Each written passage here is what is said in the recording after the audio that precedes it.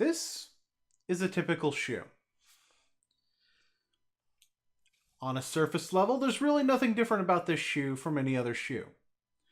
It's got all the features you might expect your typical shoe to have. But what if I were to tell you that there's absolutely nothing typical about this shoe?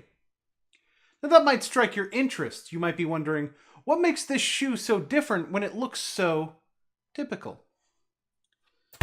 That's the exact emotions the Cartoon Network was banking on when they advertised 7 years ago a show that was anything but its title, a regular show.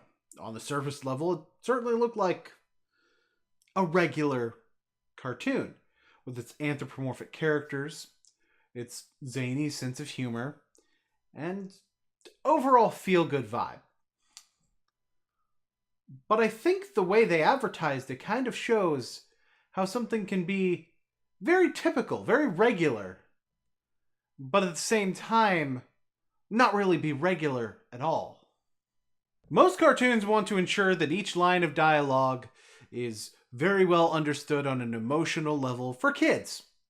So, to make it easier for kids to understand what's going on emotionally in a scene, they use soundtracking in order to help convey the emotions, where tone of voice might escape a child or the visual presentation might escape a child, but regular show isn't a regular show. So it doesn't rely on that. Soundtracking is very minimalistic.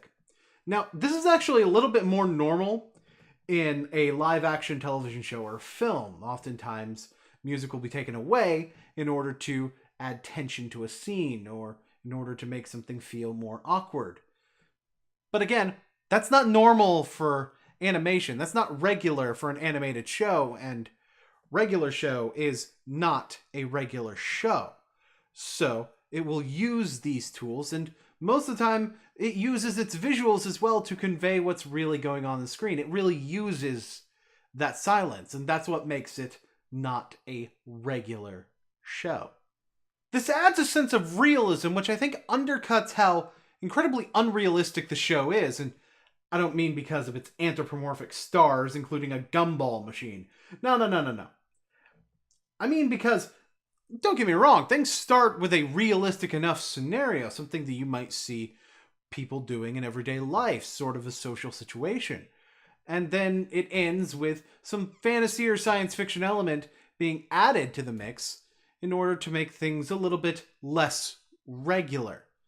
And I think it's worth noting that this show, for a show about guys working at a park, sure ends in explosions pretty frequently. The show has a tendency to put the status quo on a pedestal, but it's not unwilling to change that status quo when it is needed in order to keep things fresh. I have an example of this when it comes to evolving relationships, but I'd like to first compare this to Ed, Edd n Eddy. Beyond the first season, nothing really changed for the Eds, despite how long that series really ran. Whereas with regular show, it's actually something that changes a little bit more over time. A good example of this would be Muscle Man. Muscle Man was originally somewhat of a bully to Mordecai and Rigby, and somewhat more distant socially of a character, but in later seasons, we see him interacting with Mordecai and Rigby more and more, being closer to them. Again, I think these changing dynamics and introducing new characters helped keep the show fresh. But if they kept the show fresh through these evolving relationships, then why did it come to an end? Well, simple. There was a narrative that the creator was going for, and that narrative was coming to an end. It happens. It happens quite frequently, actually. And it's amazing that the show actually lasts as long as it did. Most shows do not get to as many seasons as regular show did.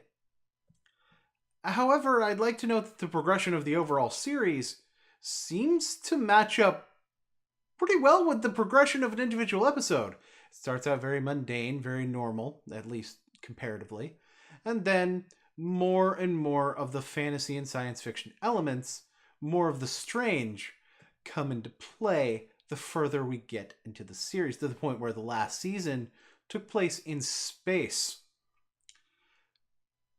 Now, I think it's worth noting that the way this series went out kind of matches up with the tone of the series. There wasn't a whole lot of fanfare on Cartoon Network for regular show ending, much like there wasn't really a whole lot of fanfare when it started.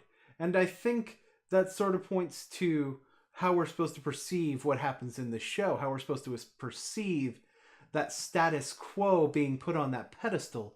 And not to spoil the ending, but I think what the ending really means in regular show is that people will really think nothing of the craziest of things happening. They'll think it's just regular, as long as things turn out just fine in the end. I was asked to review this episode by Marwan Abunura. I'm sorry if I'm mispronouncing that name. He is currently my only primary supporter on Patreon. But, you know, when he asked for this review, I don't think he was expecting me to do it this way. I bet he was expecting normal background gag. I bet he was expecting me to play clips of the show as I talked about it. But, you know what? I bet he was expecting a regular review. But I think if this episode has taught us anything, that oftentimes the most regular, the most typical things can be a lot more special than we think.